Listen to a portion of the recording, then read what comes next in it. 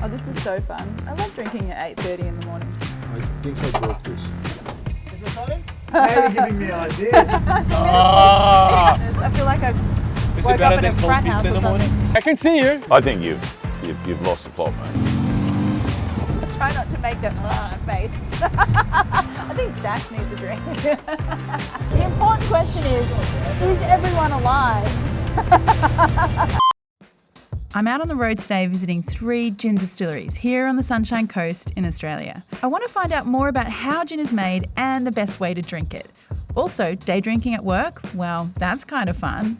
Oh my goodness, I'm at the stage where I'm now dribbling drinks. So I won't be drinking solo.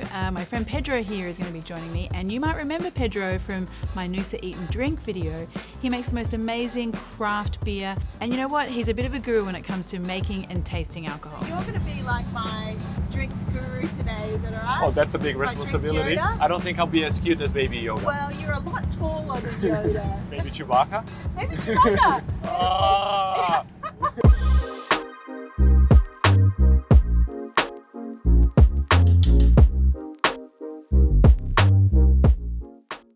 So we're going to hit the road today, and I've got 3 gin distilleries on my hit list: Pomona Distilling Company, Sunshine & Sons and Seabourn. So I'm really keen to learn a bit more about gin from the distillers themselves, but before things get too hectic... Is there a very quick what is gin primer before we get to the distillery? The way we recognize gin as gin is the juniper.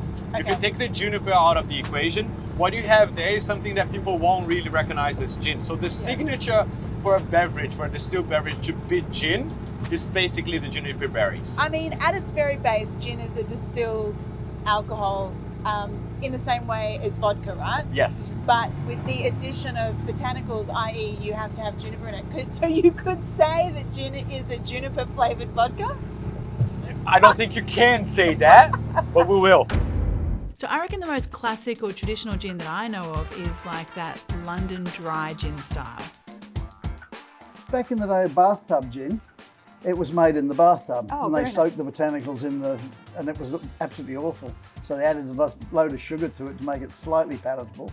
Then somebody in London came up with a good idea of actually vapour infusing the botanicals rather than macerating them. Okay. And that then became the London style. Yeah. But because it was so much nicer, they didn't need to add the sugar. So now you've got London dry gin, because the dry gin just means no sugar. And London is a style, it's an infused rather than a maceration. So here we are with the classic G&T, Pomona's London Dry Gin with Fever Tree Mediterranean Tonic and Lime. Oh, this is so delicious. What I really like about this is the fact that it ends up dry with that bitter taste, and that makes you crave the next sip of it. It does make you thirsty, I gotta say. Well, that's good. Sunshine & Sons is the next distillery on my hit list, and I'm really keen to try out their version of this London dry style.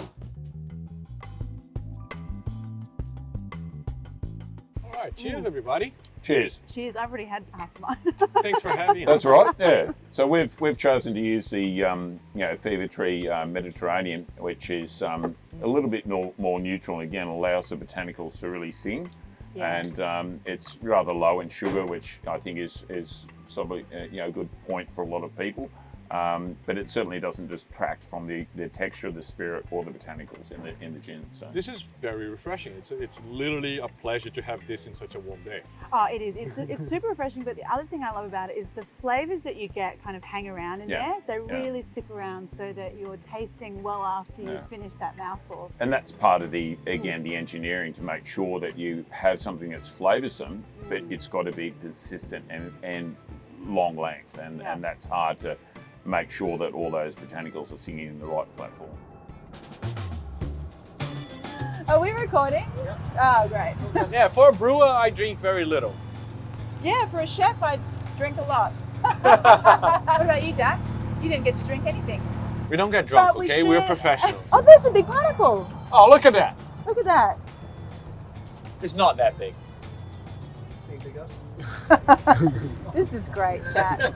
So I'm really excited about going to this third distillery because Pedro reckons they're using some really cool botanicals like sea parsley and river mint. When I came here to Queensland, I would like to create something that will remind people of Noosa when they're drinking this gin. Doesn't matter where you are in the world. So Let's try. Should we try? wow. Should we? Yes, I think we should. On this case, I wanted something really citrus as well to make it more refreshing. So I ended up using some. Oh, you're already going for it. Yeah. I thought we were going to do the whole thing where we look at it against the light. we were going to be all Yeah. We're going to be all fancy. I was just about to shot it now. No, I would never do that. Well, that's a lie. I would definitely do that. One of the main things about tasting premium gins is to see how crystal clear the gin is. How are the legs, falling down and going back. Oh, you can definitely see the whole, line of legs being formed, and they don't stop because the alcohol comes and bounces back and forward. And I love, put it in your nose, it does smell like perfume, doesn't it? It really does. It's so perfumey, it's so rich. And it's hard to say that something is coming forward because everything is like walking in so much harmony. It's like the ocean meets Yeah. herbs and spices. And can I have some Coca-Cola to put in there? No.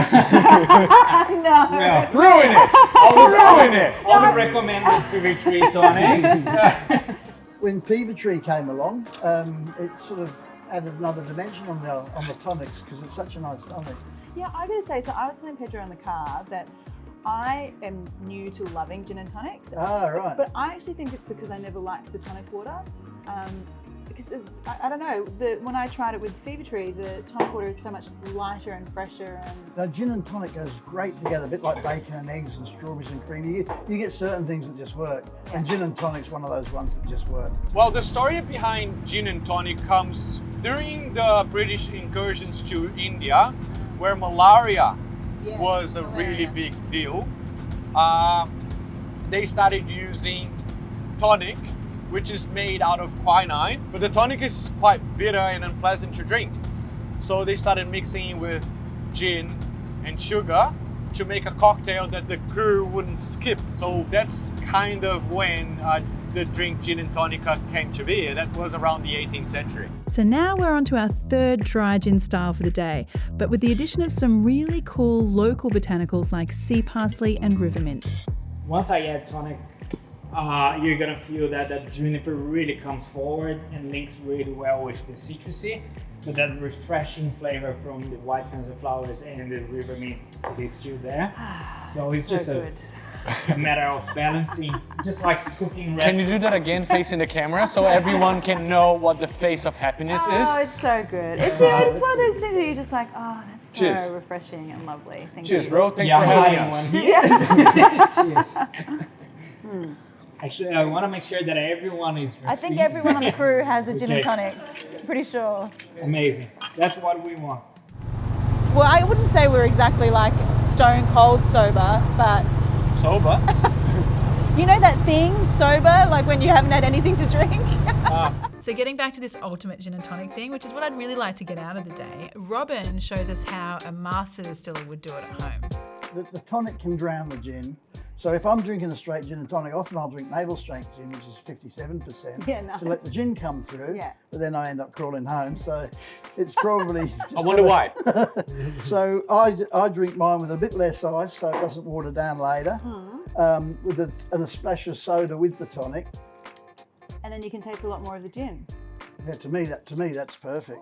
So we've done the classic gin and tonic now, so I want to try out some cool, like really fun things that I haven't tried before, and the Sunshine and Sons Pineapple Parfait Gin seems like a good place to start.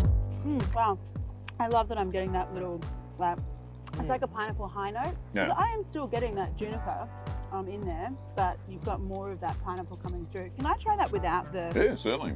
just on its own?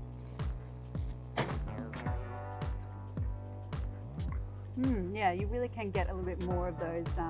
Hopefully the layers you see in there, they're Yeah. pineapple, strawberry, It's coconut, very vanilla, smooth. creamy. It is, Yeah. that's what it is. Yeah. And it's dry, there's no Creamy, sugar and in that it's at all. very dry. Yeah. This is delightful. Can we do this every day? Oh, you guys don't do this every day? Oh, jeez, I feel a bit bad now. We're so- usually cooking things. Well, this is I'm normal. usually cooking I'm things. just normal. Yeah. I'm usually drinking beer. Yeah. I gotta get a new job. So you guys probably didn't see on camera, but Pedro has literally just been nerding out for like an hour with Adam. barrel room. There was no way not to do it. That guy is so interesting. He was very interesting. We did get to try a lot of things out of the barrel, which I feel like were very strong. Would you say it? So next one, Yum. it's our pink gin, berry blush gin. Beautiful, easy-going gin. This gin, I added a touch of peppermint gum, which is an Australian native as well, just to bring that refreshing flavor once again. Obviously, trying to capture this nude sunshine coast environment. Obrigado. De nada. Saúde. What you said. Cheers, guys. Okay, so I think I'm onto something here with the pink gins. Pomona also has one for us to check out. Yeah, what I find interesting is this one has a smoothness to it that is distinct from this one. Where this one, it finishes with that bitter quinine taste. This one finishes fruity and you have that character of the berries. And it really does taste pink, doesn't it? It sort of does taste pink. It's definitely a very happy colour, and I feel like a very happy flavour. I really don't know how to describe that, Yeah, but well, I think it might be because you've had a couple. yeah, maybe. I think I've found my calling. As in, I didn't know that I liked pink gins before today. Yeah. Gin initially, as it became popular sort of 10 years ago, or more popular, it sort of broke up into earthy, spicy, citrus and floral. We've done various flavours, lemons and oranges. So it's really whatever's in your head that day. It sounds almost like cooking. Like It is. You are cooking. You turn the heater, put the spirits in, turn the heater on, and out it comes. And then it's as creative as cooking because you've also got 1,000 ingredients. It's like your gin is classically juniper, angelica and coriander, but then people add a load of botanicals to that to get whatever flavour they want in the gin. When you like creative things, making gins are probably better than making a batch of muffins. The party afterwards is a lot better. Oh yeah. This one is like as far away from a classic gin as you can get. Tiago says he infused more than 25 botanicals in this baby, and I think it actually tastes more like a sweet bitter Aperol. And obviously there's the bitter side, which I'm using really strong roots, such as rhubarb root, gentian, dandelion, and Ooh, wow. they all link Yes. together. The That is citrus punch. amazing. That's outstanding. Wow, that's so cool. If I finish it, will you serve me more? Even you can drink the whole bottle. Oh, there you go. That just goes forever. That flavour goes forever. Oh, wow. I learned a lot today. Me too. So one thing I find really interesting is you have been drinking some gin and tonic for quite a while and you know what you like and what you don't I thought like. I knew what I liked. Yeah, and then you get the opportunity to talk to the people who make them and you have their background being presented to you with how they like to drink their gin and tonics. At the beginning of the day, I don't think I really appreciated just how creative you can be with making gin. So you could say that gin is a juniper flavoured vodka? But after chatting to all the distillers today and tasting a whole range of gin, I really think I've got a better grip now on new styles of gin. And then I think that I'm also kind of evolving in the way I'd like to drink my gin. Who knew that I liked pink gin? But I do, with maybe a splash of soda. I think we can say we had such a nice day. Why not finish it in front of the ocean, enjoying, the craft of all these amazing people we met. We got it. Perfect. Nice. Cheers. Cheers, Sunshine Coast. Yes. Amazing drinks. Is the Sunshine Coast in the camera? Yeah, they're all there. They're all there. I can see you. Don't drink and drive. That's true. We've been very responsible today. We have. Yeah, we can all trust in Scotty. What do you want to drink?